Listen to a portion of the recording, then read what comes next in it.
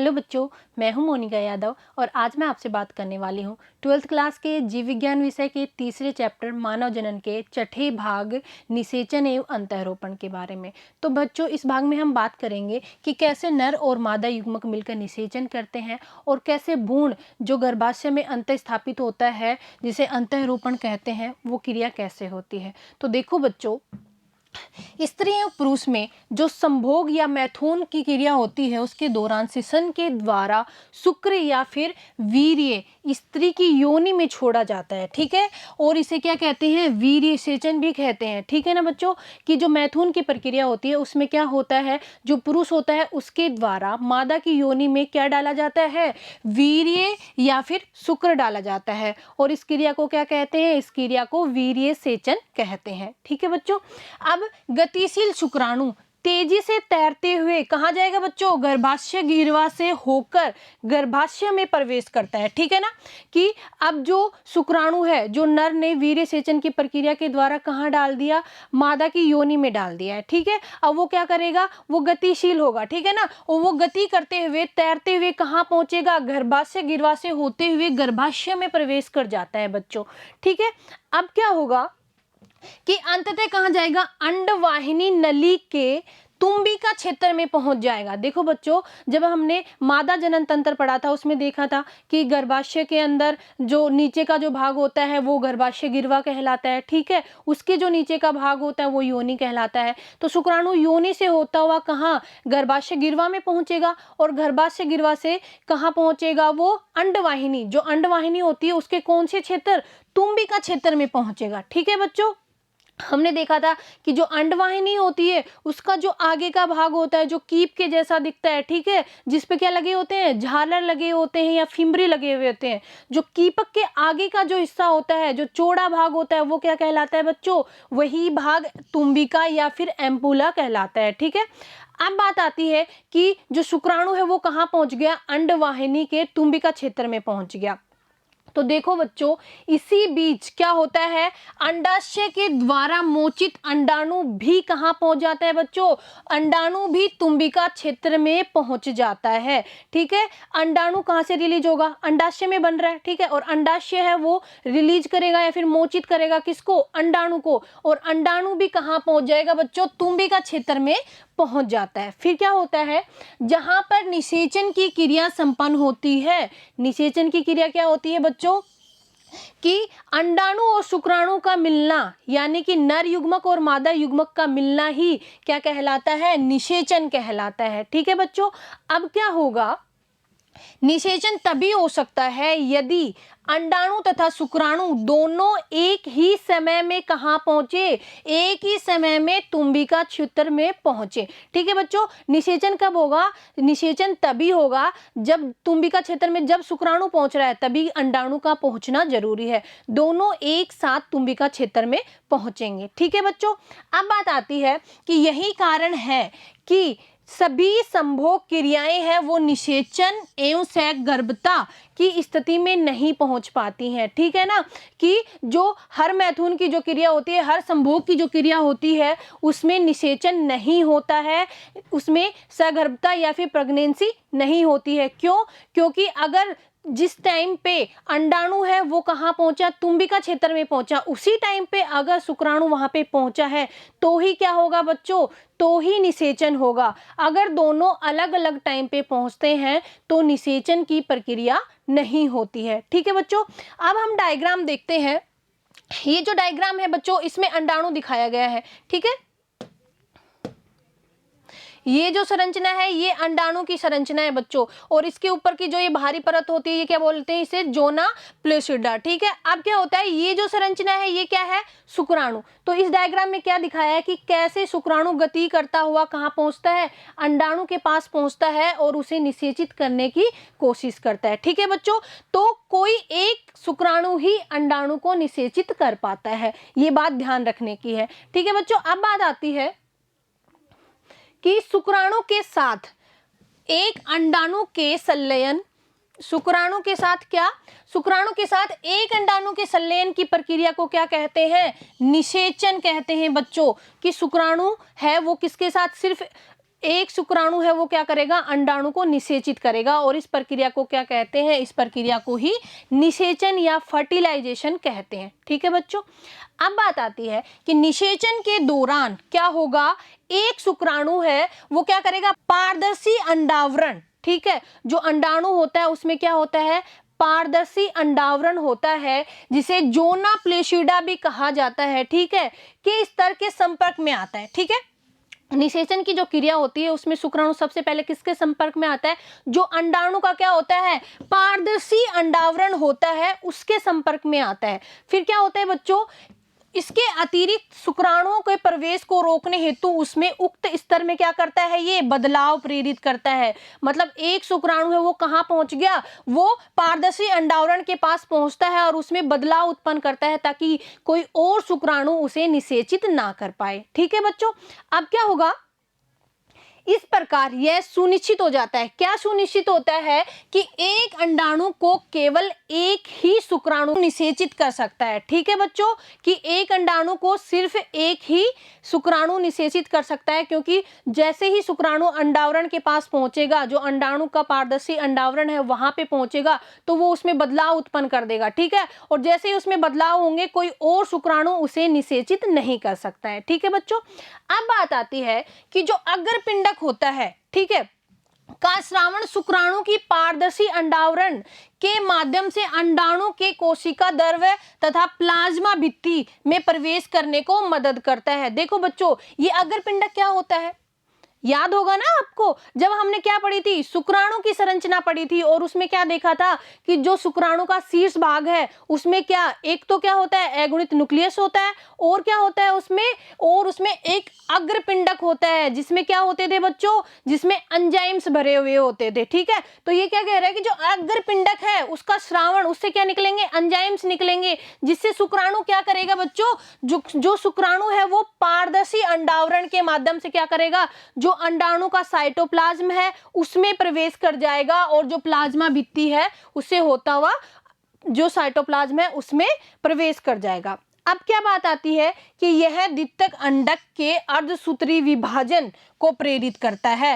अब ये क्या करेगा, जो द्वितीयक अंडक होता है उसमें कौन सा विभाजन, अर्धसूत्री विभाजन को प्रेरित करता है। ठीक है बच्चों, फिर क्या होगा कि दूसरा अर्धसूत्री विभाजन भी असमान होता है। हमने ये देख लिया था जब अंडजनन की प्रक्रिया पढ़ी थी हमने, कि जो दूसरा विभाजन होता है अर्धसूत्री विभाजन होता है वो क्या होता है बच्चों, असमान होता है। ठीक है, फिर क्या होगा, और इसके फलस्वरूप क्या बनेगा, द्वितीय ध्रुवीय पिंड बनेगा। ठीक है, दूसरा ध्रुवीय पिंड बनेगा और एक अगुणित अंडाणु बनता है। ठीक है बच्चों, एक तो अगुणित अंडाणु बनता है और क्या बनती है, और उसके अंदर द्वितीय ध्रुवीय पिंड बनते हैं। फिर क्या होगा कि शीघ्र ही शुक्राणु का अंडाणु के अगुणित केंद्रक के साथ संलयन होता है। ठीक है, जो शुक्राणु है वो किससे मिलेगा, वो अंडाणु का जो क्या है अगुणित केंद्रक है ना बच्चों, उसके साथ वो संलयन करेगा, और क्या होगा, जिससे द्विगुणित युग्मनज का रचना होगी। जो द्विगुणित युग्मनज है वो बनेगा, जायगोट का फॉर्मेशन होगा बच्चों। ठीक है, कि जो शुक्राणु है वो अंडाणु के न्यूक्लियस से मिला और संलयन हुआ तो क्या बना, युग्मनज बना, जायगोट का निर्माण हुआ। ठीक है बच्चों, अब एक युग्मनज में कितने गुणसूत्र होते हैं ये आपका क्वेश्चन है। अब आपको सोचना है कि जो एक युग्मनज होता है उसमें कितने गुणसूत्र होते हैं। ठीक है बच्चों, अब इसी चरण में क्या होता है, शिशु का लिंग निर्धारण की जो प्रक्रिया होती है बच्चों, यानी कि लड़का या लड़की का होना निश्चित हो जाता है। इसी चरण में क्या होता है कि लड़का होगा या लड़की होगी उसका निर्धारण भी इसी चरण में हो जाता है। ठीक है बच्चों, स्त्री में गुणसूत्रों का स्वरूप क्या होता है, इन स्त्री में जो बच्चों गुणसूत्र होते हैं वो क्या होते हैं, XX गुणसूत्र होते हैं। ठीक है, तथा जो पुरुष होते हैं उसमें क्या होते हैं, XY होते हैं। ठीक है, इसको डायग्राम से देखते हैं। देखो बच्चों, ये जो स्त्री है,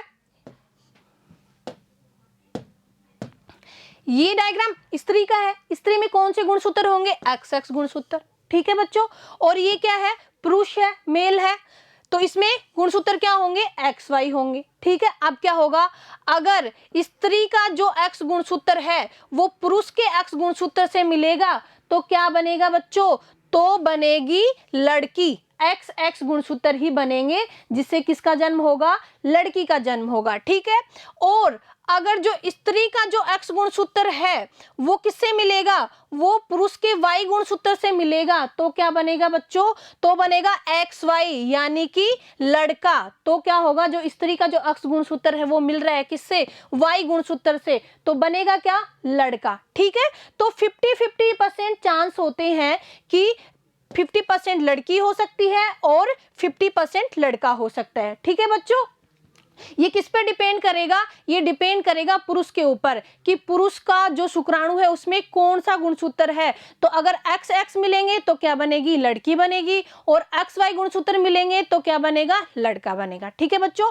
अब बात आती है, इसीलिए स्त्री द्वारा उत्पादित सभी, स्त्री के द्वारा जितने भी उत्पादित क्या है, सभी अगुणित युग्मकों में क्या होते हैं बच्चों? एक्स लिंग गुणसूत्र होते हैं। ये हमने देख लिया है कि स्त्री के अंदर जो भी युग्मक बनेंगे वो उसमें कौन से गुणसूत्र होंगे? एक्स लिंग गुणसूत्र होंगे। ठीक है। जबकि पुरुष युग्मक क्या? शुक्राणु, उसके अंदर कौन से लिंग गुणसूत्र होंगे बच्चों? या तो उसके अंदर एक्स गुणसूत्र होंगे या फिर क्या होंगे? वाई गुणसूत्र होंगे। ठीक है ना, वाई लिंग गुणसूत्र होंगे। इससे क्या होगा? इसलिए 50% शुक्राणुओं में क्या होंगे? एक्स लिंग गुणसूत्र होंगे। और जो 50% हैं उनमें क्या होंगे? उनमें वाई लिंग गुणसूत्र होंगे। ठीक है बच्चों। जो 50% शुक्राणु है उनमें कौन सा लिंग गुणसूत्र होगा? एक्स। और जो बाकी के 50% बचे हैं उनमें कौन सा लिंग गुणसूत्र होगा? वाई। ठीक है बच्चों। अब बात आती है, इसलिए पुरुष एवं स्त्री युग्मकों के संलयन के पश्चात जो युग्मनज बनता है उसमें एक्स एक्स या फिर एक्स वाई लिंग गुणसूत्र की संभावना होती है। कौन कौन से गुणसूत्र की? या तो एक्स एक्स की, ठीक है, और या फिर एक्स वाई गुणसूत्र की संभावना होगी।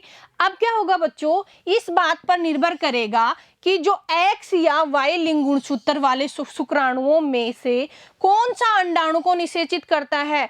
मतलब ये बात किस पर डिपेंड करेगी कि कौन सा शुक्राणु, मतलब कौन सा शुक्राणु है जिसमें एक्स गुणसूत्र है और या फिर एक शुक्राणु हो जिसमें वाई गुणसूत्र है। अब उनमें से कौन सा अंडाणु को निषेचित करेगा वो इस बात पर डिपेंड करता है कि लड़का होगा कि लड़की होगी। ठीक है बच्चों।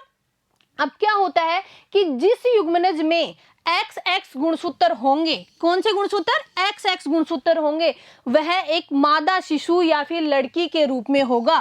ठीक है ना। किसी भी युग्मनज में क्या हुए, अगर उसमें एक्स एक्स गुणसूत्र हुए तो वो क्या होगा? एक मादा शिशु होगा या फिर लड़की होगी।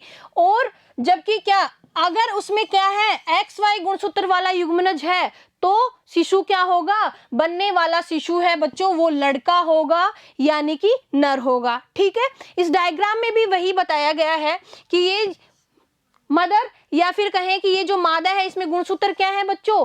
X x. ठीक। और जो ये पुरुष है इसके अंदर, फादर के अंदर क्या है? एक्स वाई है। तो इसका एक्स गुणसूत्र, ये अगर इसका एक्स गुणसूत्र पुरुष के एक्स गुणसूत्र से मिलेगा तो क्या बनेगा बच्चों? गर्ल बनेगी, लड़की बनेगी। ठीक है। और अगर मादा का एक्स गुणसूत्र पुरुष के किससे? वाई गुणसूत्र से मिलता है तो क्या बनता है बच्चों? लड़का बनता है। ठीक है। तो ये जो संभावना होती है वो 50-50% होती है। अब बात आती है कि इसी कारण कहा जाता है, क्या कहा जाता है? वैज्ञानिक रूप से ये कहना सत्य होगा कि एक शिशु के लिंग का निर्धारण किसके द्वारा? पिता के द्वारा होता है बच्चों, ना कि माता के द्वारा। क्योंकि माता में तो दोनों ही लिंग गुणसूत्र कौन से हैं? एक्स एक्स हैं। लेकिन पिता में जो लिंग गुणसूत्र हैं वो कौन कौन से हैं बच्चों? एक्स और वाई है। तो लड़का होगा या लड़की होगी इसका निर्धारण कौन करेगा? पिता के द्वारा होता है इसका निर्धारण। जो पिता के गुणसूत्र होते हैं उनके द्वारा इसका निर्धारण होता है। ठीक है बच्चों। अब बात आती है कि समसूत्री विभाजन या फिर जो विदलन की प्रक्रिया होती है उसकी शुरुआत तब होती है जबकि युग्मनज अंडवाहिनी के संकीर्ण पथ में गर्भाशय की ओर बढ़ता है। हमने क्या देखा था कि जो अंडवाहिनी होती है उसके हमने 3 भाग देखे थे बच्चों। पहला भाग क्या था? जो कि कीप के आकार का था, कीपक। ठीक है। और उससे आगे जो चौड़ा भाग था वो क्या था बच्चों? तुम्बिका। ठीक है। अब ये क्या कह रहा है? अगला जो भाग होता है अंडवाहिनी का वो होता है संकीर्ण पथ। ठीक है ना। जो अंडवाहिनी को किससे जोड़ता है? जो अंडवाहिनी को गर्भाशय से जोड़ता है। ठीक है बच्चों। तो ये क्या कह रहा है कि संकीर्ण पथ से ये किसकी ओर बढ़ता है बच्चों? गर्भाशय की ओर बढ़ता है। अब हम बात करते हैं तब क्या होगा, वो गर्भाशय की ओर बढ़ेगा तो क्या होगा कि बच्चों 2, 4, 8, 16 संतति कोशिकाएं बनेंगी उसके अंदर, जिसे क्या कहते हैं, कोरक खंड कहते हैं, उनकी रचना होगी। क्या क्या, 2, 4, 8, 16 संतति कोशिकाएं बनेंगी, किसमें, युग्मनज के अंदर। ठीक है बच्चों, और इसे क्या कहते हैं, इसे कोरक खंड कहा जाता है। अब आता है कि जो बच्चों 8 से 16 कोरक खंड वाले जो भ्रूण होते हैं उन्हें क्या कहते हैं, तो बच्चों उन्हें मोरुला या फिर तूतक कहा जाता है। ठीक है, ऐसा भ्रूण जिसमें क्या है, 8 से 16 कोरक खंड ही बने हैं अभी तक, तो उसको क्या बोलेंगे, उसको मोरुला कहेंगे। ठीक है बच्चों, अब बात आती है कि ये तूतक है, ये क्या करेगा, लगातार विभाजित होता रहता है। इससे क्या होगा, जैसे जैसे ये गर्भाशय की ओर बढ़ेगा, ठीक है ना, यह कोरक पुटी के रूप में परिवर्तित हो जाता है। ठीक है बच्चों, ये क्या करता है, जैसे जैसे किधर बढ़ेगा, गर्भाशय की तरफ बढ़ेगा, तो ये क्या बन जाएगा, कोरक पुटी बन जाएगा बच्चों। ठीक है ना, क्योंकि जो कोरक पुटी होता है वही क्या है, वही भ्रूण जो गर्भाशय होता है उसके अंत स्तर से क्या होता है, अंतः रोपित होता है। ठीक है बच्चों, अब हम डायग्राम देखते हैं।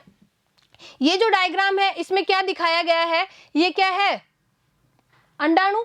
अंडाणु को क्या निषेचित कर रहे हैं बच्चों, ये अंडाणु को निषेचित कर रहा है कौन, शुक्राणु। ठीक है, फिर 2, 4, 8 इन इतनी सेल्स की क्या बनेगी, कोशिका बनेगी। अब ये क्या करेगा बच्चों, ये सारी प्रोसेस कहाँ हो रही है, ये सारी प्रोसेस कहाँ हो रही है बच्चों, ये जो अंडवाहिनी है इधर हो रही है। ठीक है, और ये जैसे जैसे ये क्या है, ये कौन सा क्षेत्र है, ये गर्भाशय क्षेत्र है।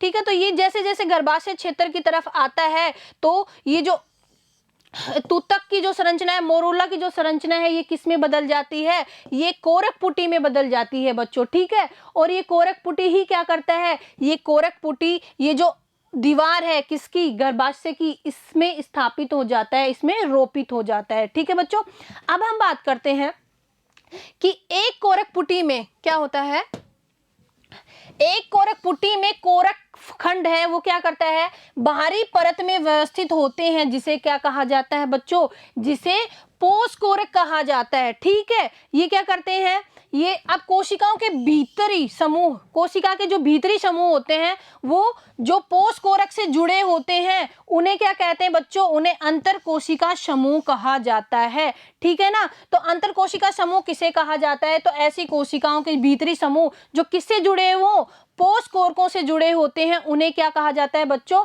उन्हें कोशिका समूह कहा जाता है, अंतर कोशिका समूह कहा जाता है।